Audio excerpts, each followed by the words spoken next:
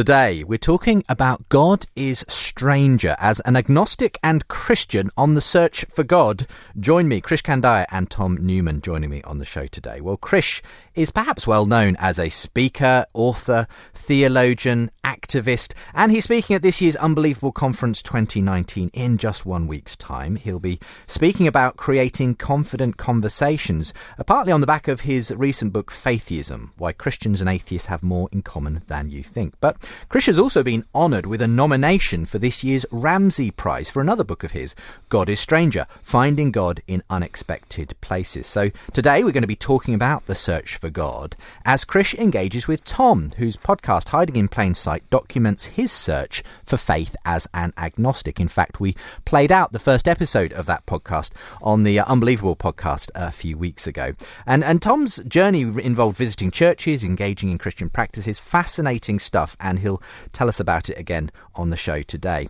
Krish, meanwhile, says that the stories of God encounters in the Bible are often stranger than many Christians are ready to admit, but that's not necessarily a bad thing. So we're going to hear how Tom has responded in his own search for the God of Christianity. So, Krish and Tom, welcome along to the show today. Great to be here. Lovely to be here. It's great to have you both on. We'll come to you, Tom, in a moment, because I had such a good response from listeners when we aired that first episode of your Hiding in Plain Sight podcast. But we'll start with you, Krish.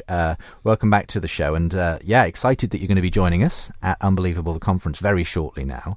Give us a little flavour of what you're going to be talking about when you join us, because I've got you on right up at the front of the conference, doing a little TED Talk style piece on how to basically have good conversations. And then you're going to be talking about meeting the faitheists as well a bit later on in the conference. Well, I'm really looking forward to the conference. You've given it a great subtitle this year, Speaking Truth in a Post-Truth World. And in a time when people are talking about false news and alternative truths, now's a great time to be talking about truth. It feels like truth is in the public domain to be debated, which is fantastic.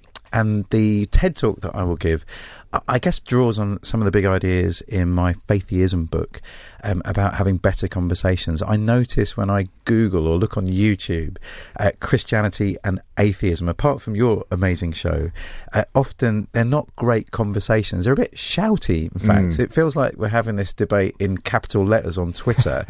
And you'll see a YouTube video that says, 10 reasons why anyone who believes in God is an idiot, or the alternative way round, 10 reasons why atheists are losers or something. And so I think we need to kind of put down the weapons and figure out a way where to find common ground. And actually we have more in common than most people think. And that's the premise of the book, Faithism. So, I like you do, I read a lot of books by atheists about Christians, and I often don't recognise the Christians that the atheists are talking about. So they're the kind of Christians that apparently want to bomb abortion clinics, or, we picket outside places where people are having abortions, or we're trying to scare kids into the kingdom by, I think Richard Dawkins talked about these hell houses that people set up at Halloween, which, we feed small children in and then try to scare them that God's going to burn them. And I've never met a Christian like this. Or equally, sadly, sometimes we Christians write books about atheists and we assume all the atheists are like Richard Dawkins. They're on a single mission to destroy the Christian faith.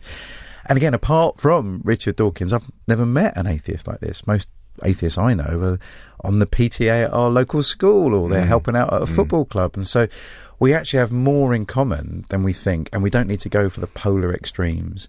And so this talk I'll give at the Unbelievable Conference will look about, well, how do you find common ground? How do you honour and respect someone else's opinion? And then have space for a gracious conversation that's not shying away from the difficult stuff, but not assuming the other person's out to kill you. Yeah, well, brilliant stuff, and a very good introduction to the conversation we're going to be having today with Tom, who you've only just met, but I'm sure you guys are going to get on really well in the course of today's conversation. I'll come back to you to talk a little bit about God is Stranger, the other book we want to focus on in today's conversation. But Tom, welcome to the show.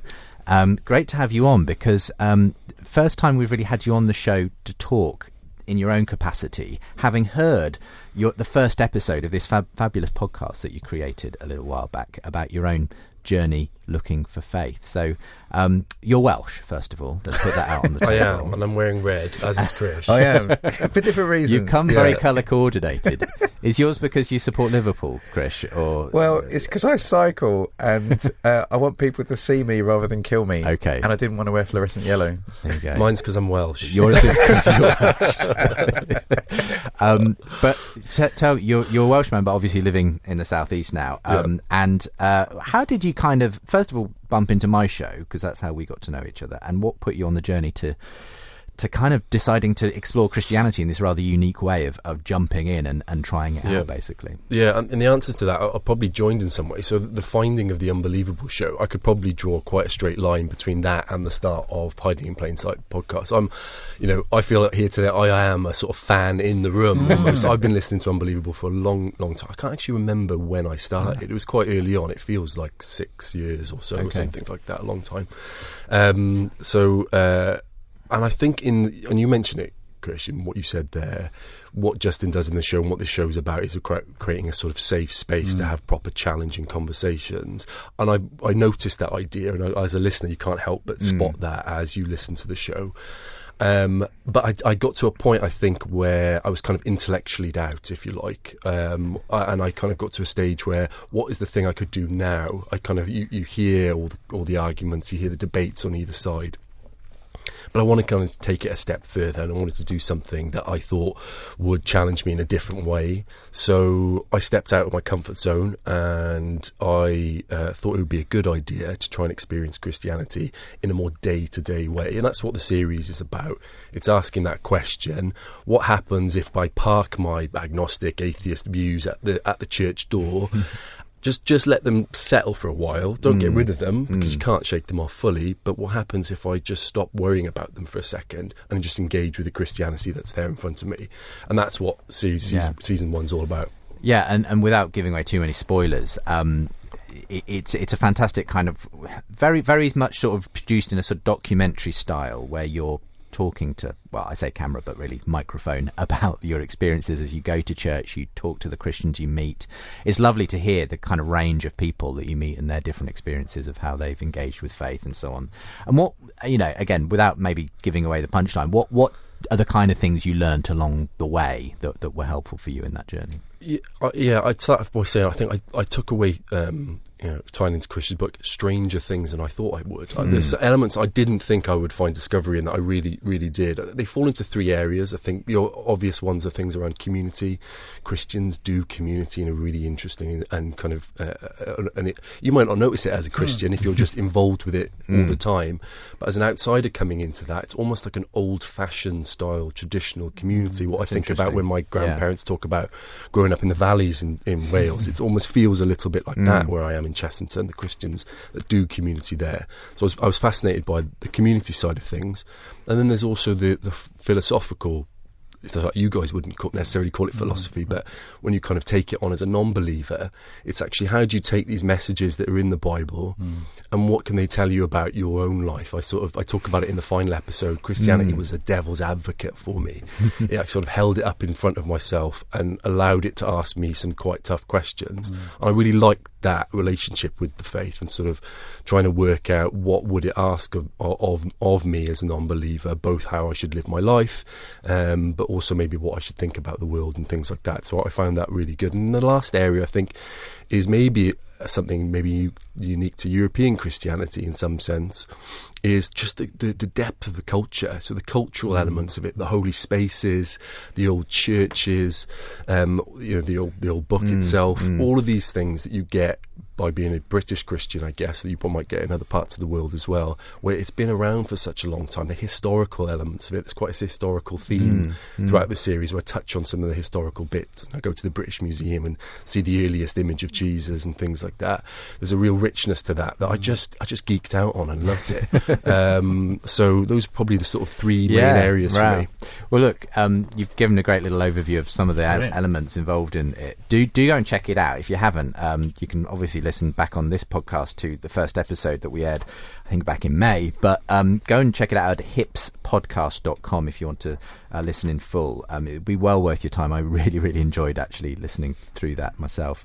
We're going to be talking, though, on the show today about sort of your search for God, Tom, how Krish has kind of talked about that search in the pages of the Bible with his book, God is Stranger, as well. And if you're interested in getting in touch yourself about anything you hear on today's programme, do feel free to email unbelievable@premier.org.uk is the place to send your thoughts.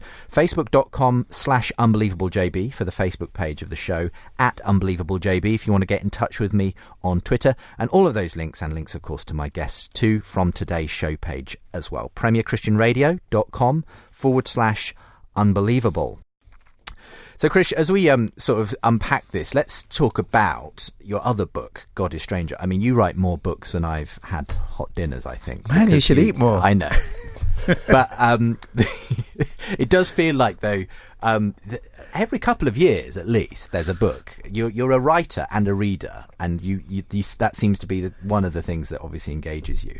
But then you've also got, I mean, I haven't even had time to mention Home for Good, all this amazing work you do in terms of fostering and adoption and encouraging Christians especially to get involved in that work. But the God is Stranger book, which, as I say, has been nominated for this year's Ramsey Prize, kind of draws together in that sense a number of different passions of yours: reading, the Bible, the adoption and fostering and so on. So tell us about the book. What's at the core of this, and what made you want to write it?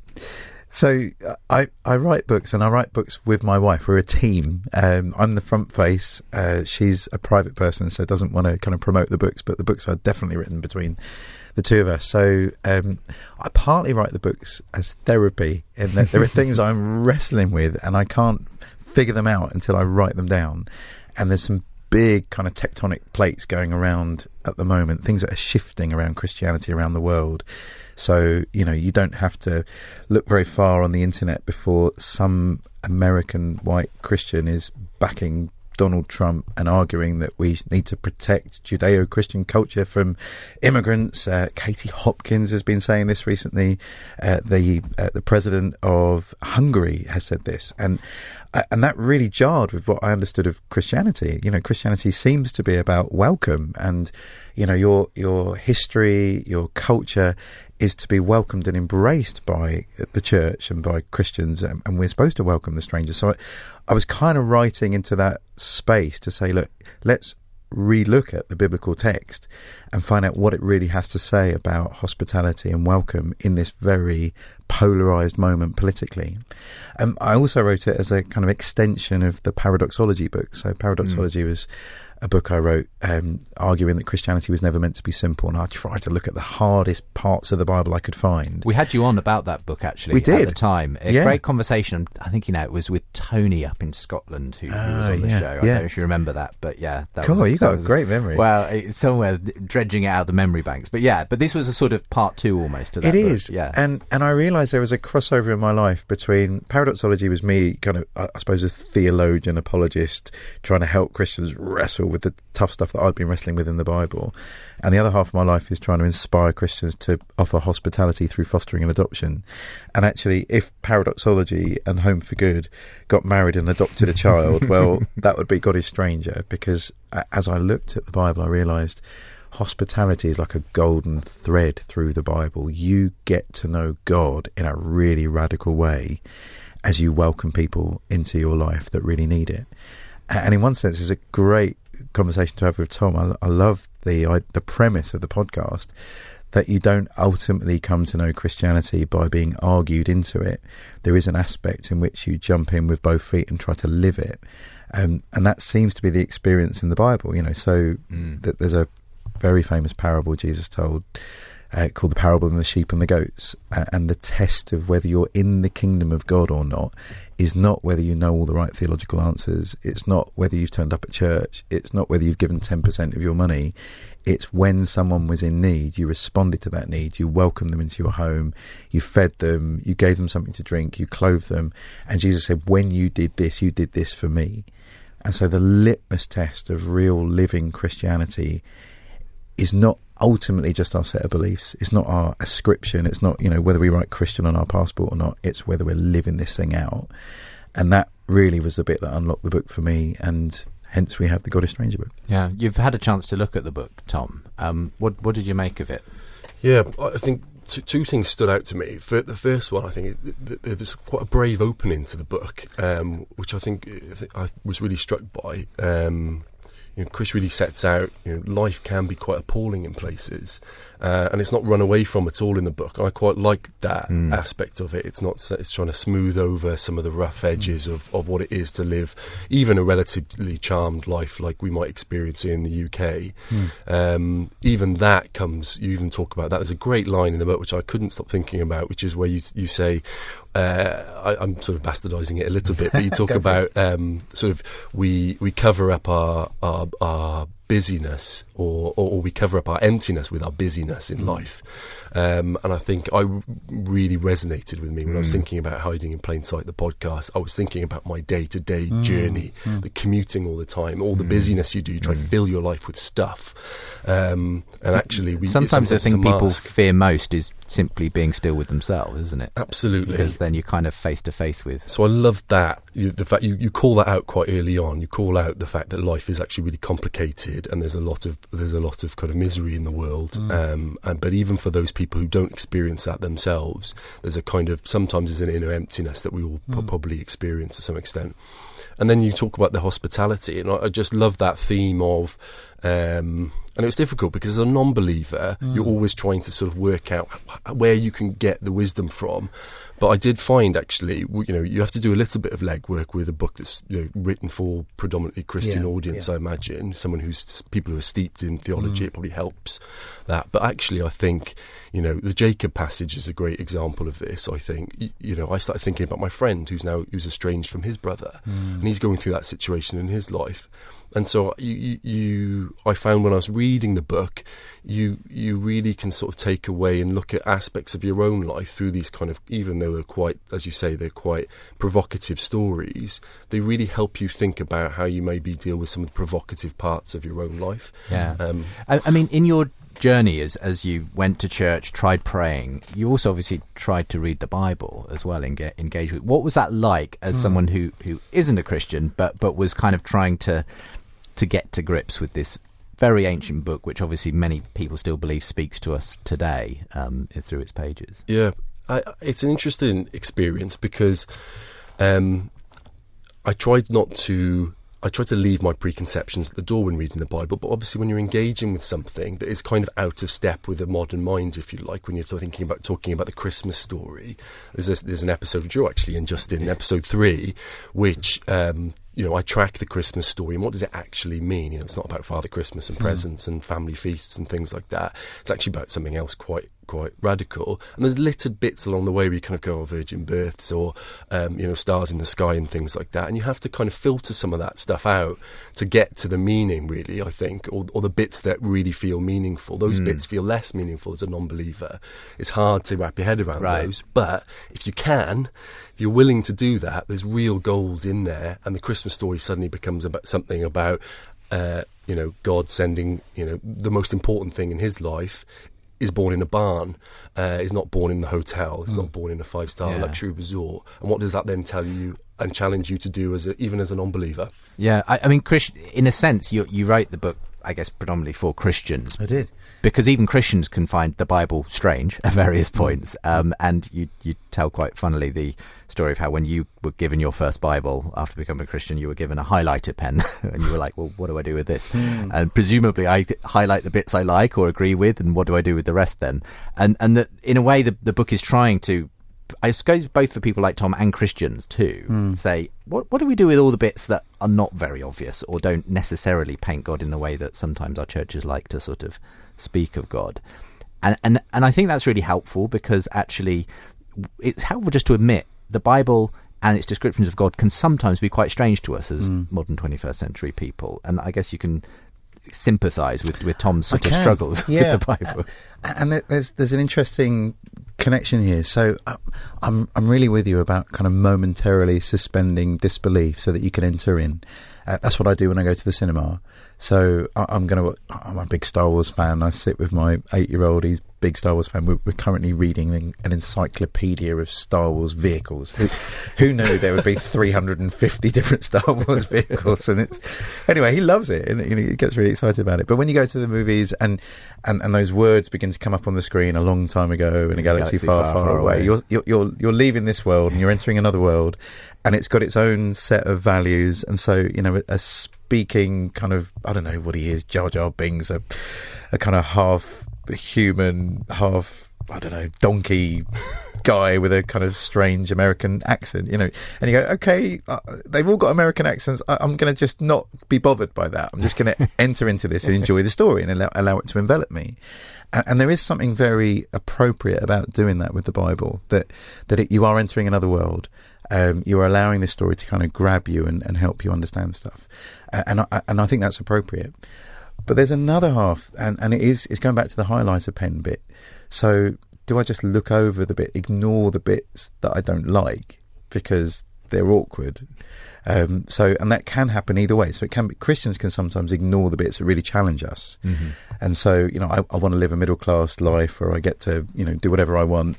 And the Bible's going to be my little, I suppose, mascot to help me get through tough times. A nice verse of the day to put on the fridge to encourage me, but not necessarily the ones that are the most challenging. No, and definitely not the ones that are in my God is Stranger book. Not the ones where God says, I'm going to chop you up and send bits of you to your lovers. No, not that bit. And not the bit where 2 angels are nearly gang raped in Sodom. That's not going to make your average fridge magnet. So I both really like the momentarily suspending disbelief, so I can enter in. But I don't want to just work around the bits that are actually going to challenge me, whether that's, changing my lifestyle or provoking me to think, okay, for example, the miraculous, some people edit them out and say, well, that's just not believable. I'll find the story that's going to make me feel better. But actually the Bible does claim that miraculous stuff is historical. And then we're in trouble, aren't we? Like, what do we do with that? Because if the miraculous is historical, then that's part of the reason why I believe in God. So I really like your momentarily suspending disbelief, but I think sometimes we need to go, hold on, pause. How does what I'm hearing here relate to what I think out here? Because the Bible isn't supposed to be a movie experience where you're just in fantasy land. It's supposed to be life direction set in. And I was thinking about your idea of jumping in with both feet. For me, the Bible's a little bit like a travel guide. It's supposed to be a direction setting thing about how we live our lives. And travel guides, I've met people that read travel guides in their armchair. How to scale Everest, and they're reading it in their armchair with the fire by the side, and that would be nice if everyone wanted to kind of scale Everest. But the book comes alive when you're actually trying to climb a mountain. And I think that's how I read the Bible. The Bible is supposed to be, God's big picture, and we're given a role to play in that. And so for me, the Bible comes alive when we're fighting injustice, when we're welcoming, vulnerable children into our lives, when we're speaking up for the oppressed, when we're, trying to share the grace and compassion of God in word and deed. Suddenly it's alive because I've got to live this stuff rather than a fireside book. It might be interesting if I was... Yeah. Do you see what I mean? Yeah, absolutely. Look, let's take a quick break. We'll go to a break slightly early, and we'll take a bit more time in the second part of today's show and continue this conversation. My guests today, Krish Kandiah and Tom Newman, joining me to talk about their search for God. For Krish, it's in the pages of a book that has been nominated for the E.C.S. Ramsey Prize, God is Stranger. For Tom, it's been in his own journey looking for faith and whether it makes sense as he's, taken the plunge and gone to church as an agnostic, tried praying and reading the Bible. And we'll be continuing to talk about that in the rest of today's show. This is Unbelievable with me, Justin Brierley, bringing you conversations that matter every week. If you listen to Unbelievable with Justin Brierley on Premier Christian Radio and enjoy the conversations between Christians and skeptics, then this is the perfect app for you. For the latest updates, podcasts, videos, articles, bonus content and much more, download the Premier Unbelievable app today. Welcome back to the second part of today's show. Very much an open-ended conversation on today's programme between my two guests. One is an agnostic. He is Tom Newman, and he's behind a new podcast, which we featured the first episode of on Unbelievable back in May. It's called Hiding in Plain Sight, and it's just really about his search for faith as an agnostic, visiting churches, engaging in Christian practices. And Tom's come in to talk to Krish Kandiah, who's one of our speakers at this year's Unbelievable conference in just a week's time. Really on the back of the book that Krish has been nominated for this year's Ramsey Prize for, God is Stranger, Finding God in Unexpected Places. And Krish was just talking there about the way he's trying to open up the Bible and some of the bits that Christians sometimes struggle to understand or get to grips with. Tom, did you find that the same bits that Krish is kind of expounding on were the same bits that you find confusing or difficult when it came to engaging with the Bible? Not always. As a non-believer, you're not wedded to the idea that God needs to be perfect, or that you have a necessary preconception of what God's character is. Actually, one of the interesting things about a Christian life experiment is you actually realise that the Christian story is not what you think about. I mean, as a non-believer, I probably thought it was about living a good life and just making sure you're a good person and love your neighbour, and that's it. And you'll get to heaven, And you'll get to heaven. Right. When actually the story's got this huge grand narrative from start to end, which you talk about in the book, that is very different to that, about restoring of a garden and how you can live a godly life on earth and be God's hands and ears on earth, that sort of thing. So when you're reading a bit like one of the pieces that Trish talks about in the book is around Adam and Eve's story, and God obviously expelling Adam and Eve from the garden. I wasn't necessarily shocked by that, because I didn't really think that I didn't have a preconception that God should or shouldn't do it. Right. I was interested in just what Krish's take was on it, and you'd use a good analogy of your daughter on the top of a garden shed and her jumping off and breaking her leg, and then what that means then for as a parent, your response to when your child does that is actually you're not going to go to swimming class and you won't be able to do this, and God's response is something similar. And I like that. Just thinking about that idea that you put forward there in terms of actually what is God trying to do, and what does the natural law of the universe as Christians see it, what is that saying? It's different to what I would see it as. So that is quite challenging. It's a very different way of looking at the world in which we live in. So that's for me where the challenge probably lies, is we probably share a huge amount of commonality in some of the things that we think are priorities for the way we should live. Reading Krish's book, you quite realise that you haven't maybe lived the life that you thought you had. In 1 minute you're in Lebanon, in 1 minute you're all over the world, and it's quite an extraordinary tale. I love the bits you weave in about your family story and the dinner table and things like that. But we probably do share some common things around parenting. But probably the challenging elements of the Bible and reading your book are the bits where there's sort of claims about the way the universe is, or the way the natural order of things is. That's what you bits. find harder to kind of digest in that sense, or it's swallow. very hard. And by that, do you mean, well, as you were saying before, the miraculous claims, essentially? Absolutely, yeah. And would that include, I guess, the central claim of Christianity, Jesus' resurrection? That's a kind of thing that's like a kind of, okay, if I'm going to... That's the hard bit, these sorts of claims that are written down in these pages. Yeah, if I was to sort of stress one thing to Christian listeners or people who... I think it's sometimes underestimated what a chasm that is, actually, between for a non-believer. Those miraculous they're very, very difficult to engage with. And in my Christian journey, there were often some of the hardest bits for me were some of those pieces, and that's why I talked about them as bugs in the show. And I talk about them as sort of wanting to not to ignore them, but not wanting them to sort of slow me down in terms of experiencing other bits. And is that just because they seem so alien to your experience? Is it because you would say I've always gone with the view that science explains things and things take their natural course, and this just seems alien and bizarre? I'm putting words in your mouth here, but what's the reason for you finding that so jarring, miraculous claims? Maybe I'll take words out of someone else's mouth. You had an interesting conversation with a poet on your podcast recently, and the American guy. And Michael Bonet. Yeah, really interesting. I was listening to it, and he talks about virgin births don't happen, and these things don't actually happen day to day. But as a Christian, you've got to have this kind of almost creative faith moment where you've just got to accept, I think, with Michael's words. And that moment is probably something you don't have a lot of choice about, I imagine. And for me, it's never been something I felt compelled to step across that chasm. And I don't know how I would even do it. It feels it does feel an alien jump. You don't know what it would take. Because for all the things that you experienced that were positive in your experience, there was a point at which you haven't been able to take that, if you like, step into like you can appreciate the story, but living in that story means kind of committing yourself to these things are true, and that's not been something you've yet been able to do. So my experience of Christianity, therefore, the meal that you talk about is to don't just read off the menu, have the meal. I did have a meal. I tried to actually not just read off the menu, but there's parts of that meal that I felt you can't have unless you're able to make the leap of faith. And so it is limited. I couldn't profess to have had a full Christian experience in my show. There's elements that you can't fully take on, and so you're left with trying to sort of wrestle with the philosophy. And there's loads of philosophy in your book. You might not call it that, but when you do a bit of legwork for myself, it becomes philosophy.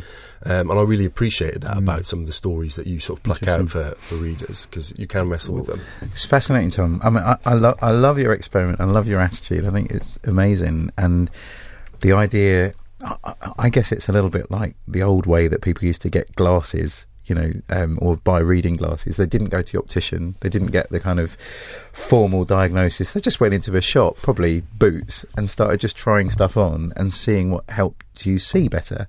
And so this idea of trying on Christianity, I think there's a lot of wisdom in that, and the Bible seems to encourage it. But you're right, there is also a crossover moment where it goes from being an interesting idea or a fun story to making some real world claims. And I can understand why the miraculous could be a stumbling point, a trip moment, as it were, a bug in the system. And I think there's two things I think about that. So sometimes Christians lead with the miracles. We'll start there. If you can't believe the miracles, it's not worth you reading the rest of the book.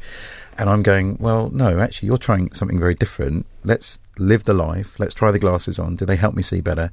And maybe I get to the point where I say, okay, I actually like this. This does make sense. Let's go revisit those miracles and see if they're as big a stumbling block as I thought they were.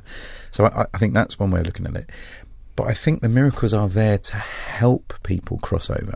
So, for example, and please, listeners, be careful. I'm not claiming this, but, we're in a studio. And let's claim, I want to claim that I'm God, I'm the Messiah, right? And to help you know that I'm the Messiah, Tom, I'm going to make a prophetic prediction, right?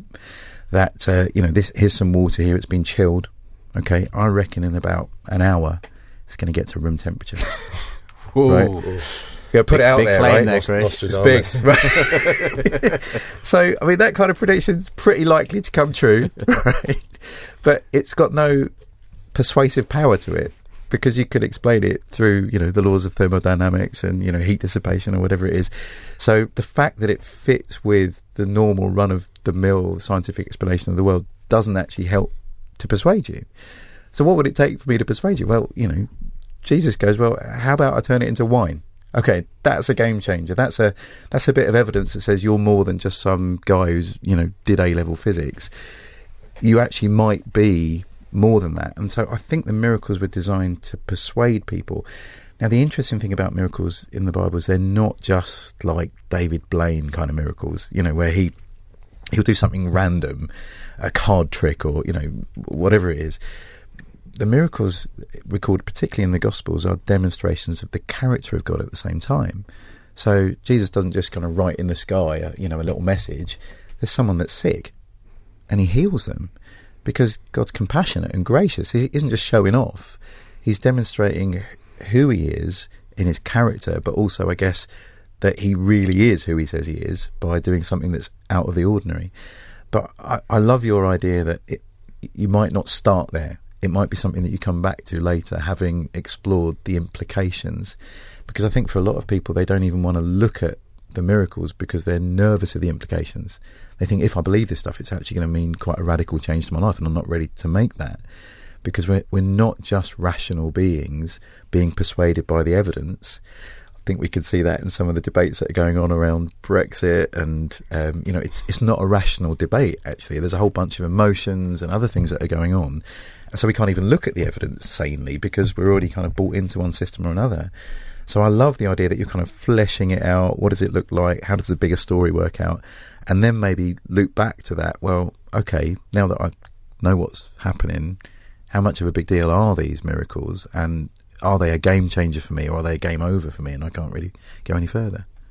Yeah, I find that really interesting, because I think when I'm reading the stories, like the Jacob story that you talk about, or the Adam and Eve story in the book, you're looking for, I think that Christianity has this, it maps onto everyday life in an incredible way, and I think that's part of its strength. And I really experienced that when I sort of tried Christian clothes on for a while, is despite the fact that some of these claims might be unbelievable, they are also unbelievable in the sense of how relevant they seem to your life. So I think you're absolutely right. The miraculous is intertwined with the mundane in some ways. The ordinary sort of truths of the Bible are very much linked. Jesus comes to earth on Christmas Day, and he's born in a barn. That's a miracle. But he's born in a barn, and he's born in poverty, in very unsalubrious circumstances. Right. That has a sort of ordinary truth to it as well, that I think we can all take away. I think, nevertheless, it's very difficult to engage with the extraordinary elements of the truth. It's not that I think I can just easily decouple them from each other and separate the Bible out into philosophy and think. I recognise that you can't, but I feel like I'm left with no other choice but to do that. And what was your view of the people who are at that place that you spoke to and engaged with, where they can recognise the value, in a sense, of the story and the values and everything it might speak into someone's life, but also kind of did hold on to the reality of these stories as historical, and that miracles really happened and Jesus really was God and rose from the dead and everything else. Did you find like that the way they got there was not the way you were going to get there if you did ever get there? I don't know what your experience was of the people and the way that they said they'd found God ultimately. Yeah, well, I mean, we all I have friends, very, very close friends, who you have obvious differences to. I think so. Having differences between people, even between non-believers, very, very common, right? Yeah. So we all have people who are close to us who think, "Oh, how did you reach that opinion? Maybe they voted one way and you voted the other. They voted for Brexit and you didn't." Whatever it is, my family's Welsh, and Wales is very, very split down the Brexit line. Half my family voted one way and the rest of us voted the other. And you think, well, how on earth did you get to that conclusion? I started thinking of it. Did either of you play computer games when you were young? Yeah. Oh, yeah. I was a bit of an addict, to be honest. Oh, right, brilliant. So this analogy hopefully is not going to be lost on you there. I started thinking of it as sort of, one of those sort of suspended platforms you might get on Super Mario. Yeah. Where it's kind of, you can't really see how the platform is suspended in midair. You have absolutely it doesn't seem to be any mechanical thing. There's no ladder going up to it, it's just there. I started thinking of it a little bit like that. Like a friend might be on the platform telling me about this platform and what it's like up here. You've got no idea how to get up to that platform. There doesn't seem to be any way to get up there at all. But nevertheless, you're either left with the choice of ignoring them and saying, "Oh, that's just ridiculous, that platform's absurd," or you can ask questions. Well, what's it like up there, and what do you see? And even though I felt I couldn't make the jump up there, I could close my eyes and hear what they were saying and sort of say, well, actually, what does that mean for me down here? And that's the sort of way I started thinking about it. I mean, in Mario, you've got the hidden spring and you get the big mushroom, and that's your way onto the platform. But it doesn't quite work the same way with faith, does it? Well, you say that. Are you going to draw some random analogy from my Super Mario? Let's keep it going. So, well, it's really interesting. I think this kind of common ground that you find a lot of the Christian life fits in with what you already think. So we talk about, we've got a lot of common ground in terms of parenting or things that we aspire for our children, probably quite a few shared moral values, maybe even politically, maybe we think refugees should be welcome, so we'll find some common ground together. And the big question for me is, well, how do we get there?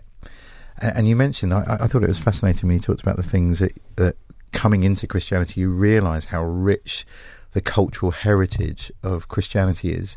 So, if you go down to Oxford University and you look at their little plaque, it's "The Lord is my light" is the motto for Oxford University, and you go, oh, look, there's a bit of Christianity. Or, a lot of the laws that we have in our country are built on a kind of Christian moral framework. And I think this common ground that we've got actually is worth exploring. There's a new movie about to come out that Richard Curtis has put together called Yesterday. I don't know if you've seen the premise. Oh, is of the it film. the one about the guy who the Beatles suddenly never existed, and Yes. he's the only person in the world who knows the Beatles songs, Yeah. and Oh, he what a great premise. achieves worldwide fame He does. by basically. He does. He just blatantly riffs off all the Beatles songs and sings them again, and no one's ever heard them before. But because they're so brilliant, they just make him a megastar. Yeah.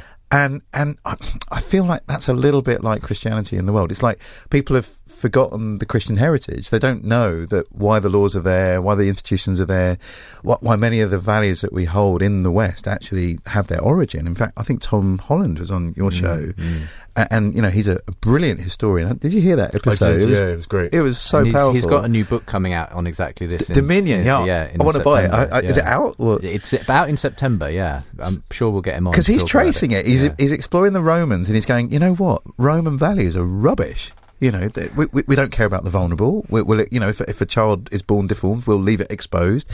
I'm not Roman. And although maybe he might have the same trip-up issues with, some of the miracles and stuff they read, ethically, I'm Christian. So it's like, I've forgotten the Beatles. The Beatles never exist, but the songs make sense and they resonate. And so the values that Christians hold actually make sense of the things that we value most. The individual dignity of human life. Everyone has a right to vote. Well, why? In the ancient world, not everybody did. Rich people did, or powerful people did, but not plebs and peasants. So a lot of the things I think that we value most in Western culture owe their origin to the Christian faith, and we've forgotten that there was a Christian faith, but we still like the values. And I think, as you're saying, Tom, I don't think you can take the Christian values and not take Jesus. That's like cultural appropriation. That's like saying, I don't like black people, but I like hip hop. That's not fair. It's a package deal that the Christians would say. Well, I would say as a Christian that I believe these values and these things because of Jesus. And if Jesus is not who he says he was, if he isn't God on earth, then he's a lunatic or a liar or something else. But if he is who he said he is, then suddenly the values kind of make sense, and the miracles undergird the fact that his claims are real. That's my framework and how I got there. And I guess, we try to do it in the Faiththeism book. Let's find some common ground, and then let's do a bit of kind of cultural archaeology to say, well, how do we get there? And if you take Christianity out of the picture, what are you left with? Where do we ground those values and ideas? So I love your experiment. I'm looking forward to hearing more of the podcast.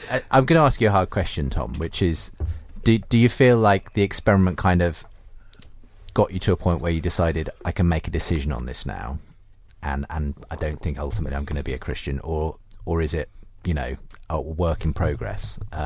Is there potentially a part two, I suppose, to your story?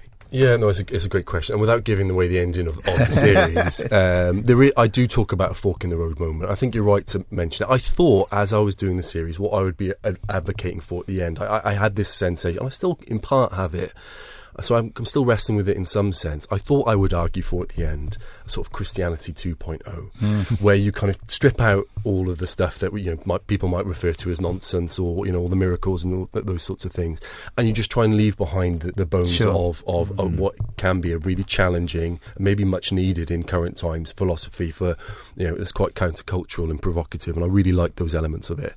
But I came to a similar place to you, maybe not bang on, but similar place to you, Krish, that I felt like is that saying, don't chuck my devils away or my angels will go too.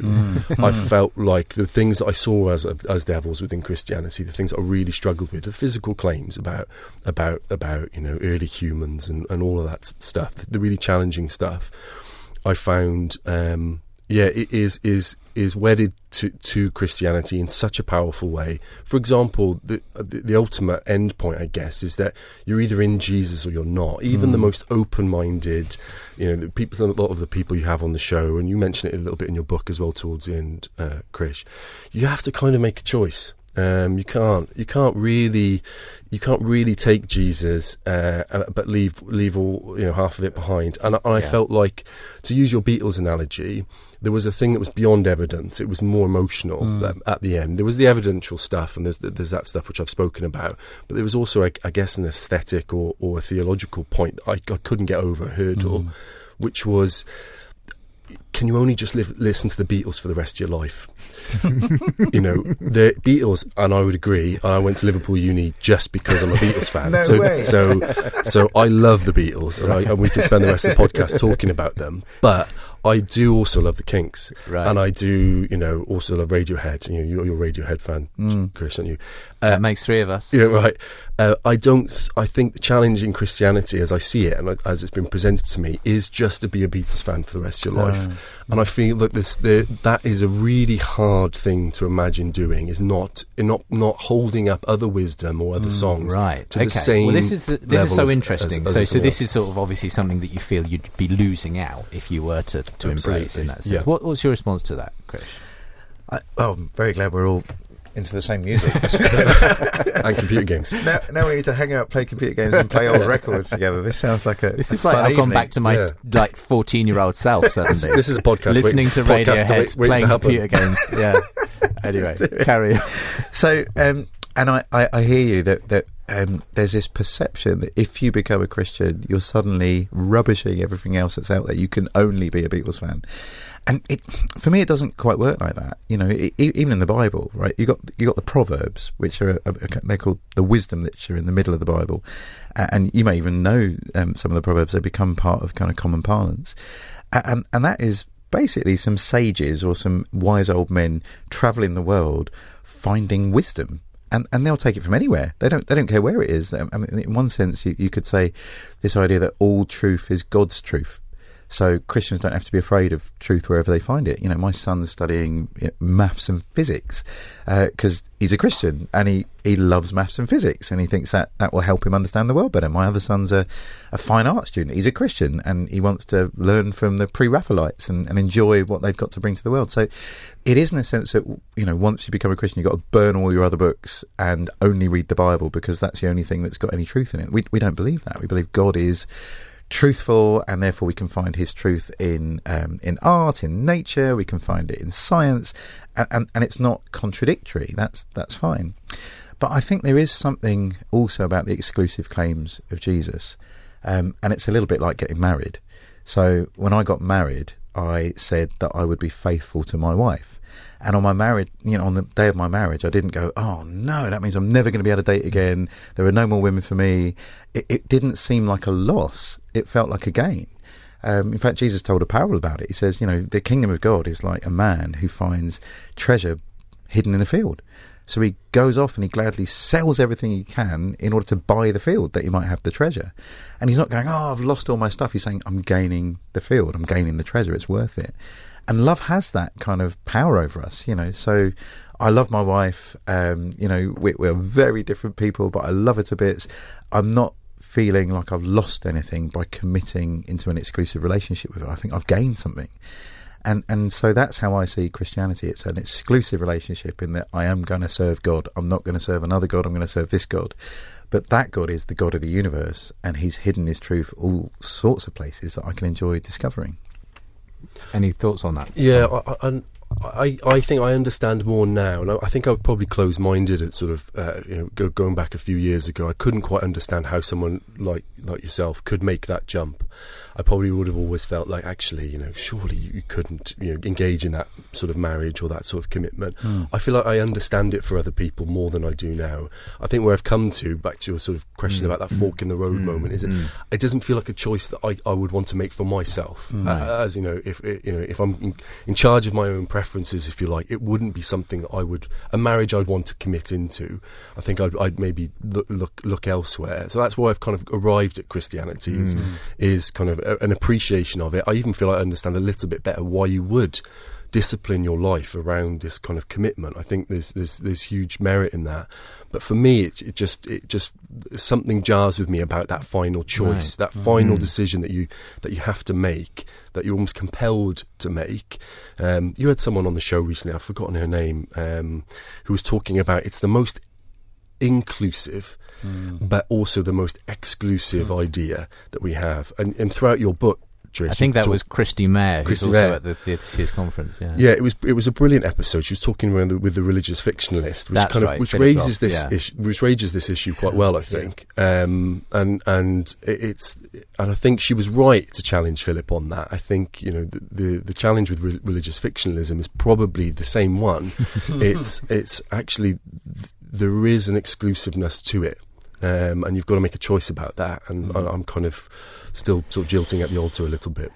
Oh, good metaphor. Yeah, I mean, the idea of the fork in the road is an interesting one, because it sounds like you can come to a stop and I'm not going to choose that way and I'm not going to choose that way. I'm just going to live in the undecided moment.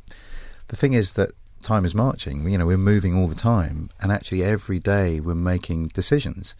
And those decisions are formed and shaped by a philosophy of the world, or a theology, however you want to frame it. So choosing what I do with my career next, that's a decision I've got to make, and I'm either going to make that decision based on God being in the universe or God not being in the universe. So one of the challenges about, I would say, agnosticism is it sounds like I can live an uncommitted life. I don't have to decide one way or another. But actually, every day that you make an ethical decision, every day that you decide what to do with your money, or I decide what to do with my money, or my career, or how I'll treat my kids, I'm actually committed to something, and that's getting worked out in my life. So I think philosophically it might be possible to be agnostic, but practically we're all committed to something. We're either living a life committed to Jesus, or a life committed to Allah, or a life committed to atheism, but we are committed people. I don't know. Do you feel that's an unfair description of agnosticism? I think that's fair. Though I wouldn't say how I stayed at the fork in the road. I don't think I'm in some sort of stasis where I'm just always going to be coming back to this question constantly. Right. I think I have taken a route, and I think what I would say is I've taken the bits that I can of Christianity. Although some people feel like you can't take those bits with you, but I feel like I have. I've taken what I can at least with me on the journey that I'm continuing down. And I'll be committing and recommitting to other things throughout my life. But that question of whether it's been a Christian, I felt like I couldn't take it at that point. That's interesting. We'll come back for a final few minutes of discussion. Really interesting, open-ended conversation today on Unbelievable between my guests, Krish Kandiah and Tom Newman, talking about searching for God. Krish's book, God is Stranger, that's well worth a look if you're interested in looking at some of the stranger ways in which God is announced and announces himself to people in Scripture. And that's not a bad thing, says Krish. Krish will also, as I've said, be speaking at this year's conference in just a week's time. Tom's going to be there, I think, as a punter, which will be great. So you might just bump into them both if you come along. Do make sure to get yourself booked in. This is your last chance, really, with the conference just a week away. premierchristianradio.com/Unbelievable Conference, and we'll be back for the final part of today's discussion very shortly. If you listen to Unbelievable with Justin Briley on Premier Christian Radio and enjoy the conversations between Christians and skeptics, then this is the perfect app for you. For the latest updates, podcasts, videos, articles, bonus content and much more, download the Premier Unbelievable app today. We've just got a few minutes really as we start to close out today's show. What kind of are any of the kind of remaining loose threads that you feel you'd like to pick up as we start to conclude today's conversation, Tom? One of the things I definitely left my Christian life experiment thinking about, and I've not stopped thinking about it actually since it finished, was the role Christianity has now in culture, in particular UK culture. I think it is in a very interesting position where it's a sort of quite a big and significant minority. Most people don't go to church, but the people that do have quite a powerful influence. They create these communities and they do a lot of social action. Every time I was in church, people were talking about fostering, they were talking about adoption. These are things that in part of South London we live in that you'll know better than anyone. We're crying out for people to offer safe respite for people on short-term, long-term bases, all this sort of stuff. And Christianity has a message that really compels people to act. And so I'm left with an unresolved idea, I guess, or sense that Christianity could play a really important role in influencing the rest of sort of secular culture. And I just wonder what you think about that and what role should become the new norm for Christians and non-believers alike. And that's an interesting one, because to some extent it feels like we're living in ever more conflicted times. We seem to be, as we've talked about with Brexit and everything else, divided in so many ways.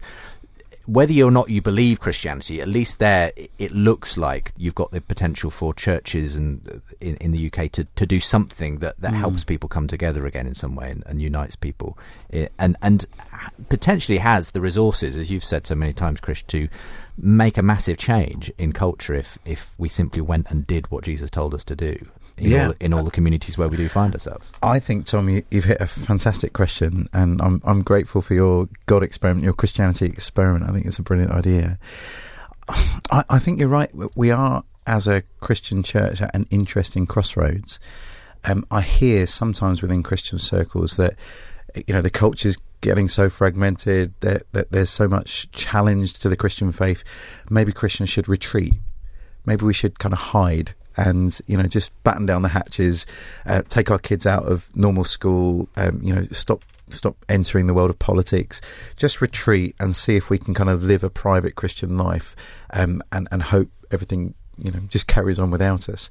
And Jesus was very clear that actually our job as a minority is to be there to bless and serve the majority. So sometimes the Bible uses the idea of light. So Jesus challenged the Christians. He said, no one lights a light and then hides it under a cover. You're supposed to be the light for the world. Otherwise, how's the world going to know how to live? Or it says, what good is salt if it loses its saltiness? It's supposed to be out there kind of, well, they didn't have refrigerators back then, so you used to use salt to kind of stop meat going off. It was part to stop the rot, as it were. And I think Christians have that role. That's our calling. Jesus once said, "Let your light shine before people that they may see your good deeds and praise your Father in heaven." In other words, the way that Christians live for others, serving others, are supposed to be the means by which people are supposed to know whether Christianity is true or not. Not just in what we say, but in what we do. So I think you're right to call us out on that. And it is one of the reasons, the primary reasons we started the Home for Good charity is that kids need homes.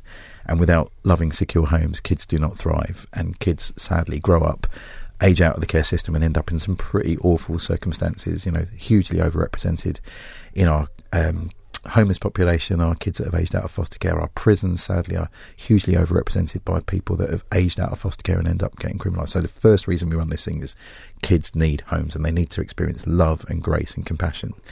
But the second reason is if Christians live out that Christian life, that's incredibly visible and people can't help but wonder, is there some truth behind this thing? Is there more than, it's more than just words. We're sick to death of politicians who just have words.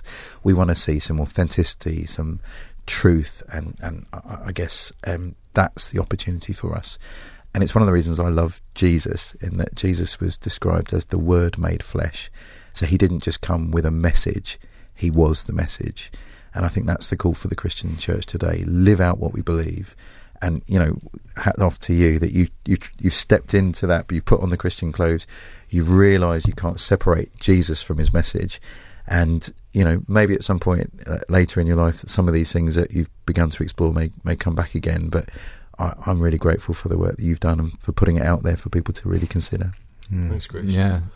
Final thoughts? Yeah, I met someone on my journey, a woman called Val, who was part of Chessington Evangelical Church, and she used a phrase that I thought about whilst I was reading your book, about the hospitality bits that you talk about in the book, that the idea that Jesus is constantly sitting down. He's either leaving a meal or he's going to a meal, or he's just been at a meal, or all that sort of stuff. She talked about the community they create in Chessington is about being in each other's lives in a very real way. And I think that the challenge is not just for Christians. I think the challenge is also for sort of non-religious community. Can you have a space? Can you create spaces? Open question that where you bring people together. You encourage social action. But you can also talk about complex ideas. I think that's the extra one that I struggle to find an analogy for outside of religion. Okay. Rugby clubs bring people together. Yeah. You do great things. You can even make friends. You can do all that sort of stuff. But go in there and start talking about redemption and some quite complex themes. You might get laughed out of there. Right. And Christianity has a way of doing all of those things in one place. And I'm not sure there's another version of that in secular culture. And that's the thing. I'm kind of maybe that's the thing that we can't create, and just need to recognise that, or maybe there needs to be more attempts to do that, because I think that's really important. That's good. So interesting. Thank you so much both for spending some time with me in studio today to talk about this. We're looking forward to seeing you both in a week's time at Unbelievable, the conference. For the moment, all the very best for the nomination. I think it gets revealed whether you've won this Ramsey Prize or not. You've got some stiff competition, I think, haven't you, Krish? I've been reading all the books, and they are absolutely amazing. If you go on the Ramsey Prize website, it could be your summer reading list if you like theology and philosophy and thinking about big ideas. So they're all great, and it's just an honour to be amongst them. We'll find out. I think it's the Greenbelt Festival. It is. It's being revealed, isn't it, this summer? But for the moment, thank you so much, guys. Such an interesting conversation. Do go and check out the websites as well. Both my guests, krishkandiah.com for Krish, hipspodcast.com for Tom's experiment with Christianity. And I'll make sure the links are all available from today's show, and we'll be hearing some of your responses to recent editions of the programme as well very shortly. For now, thanks again, Tom and Krish, for being with me. Thanks, Justin. Good stuff. For more conversations between Christians and skeptics, subscribe to the Unbelievable podcast. And for more updates and bonus content, sign up to the Unbelievable newsletter.